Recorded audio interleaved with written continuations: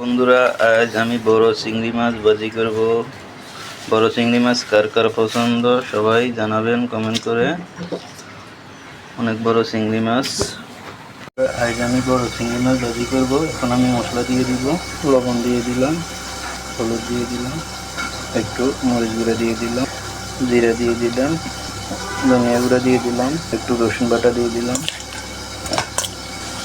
একটু লেবুর রসা দিয়ে দিলাম।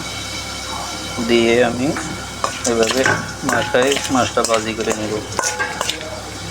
মাছের জন্য আমি তেল দিয়ে দিলাম, তেলটা দিয়ে দিলাম, চিংড়ি মাছ ভাজবো। চিংড়ি মাছ আমি দিয়ে দিলাম, এভাবে সবগুলো দিয়ে দিব। এভাবে মাছটা আমি উল্টে দিব।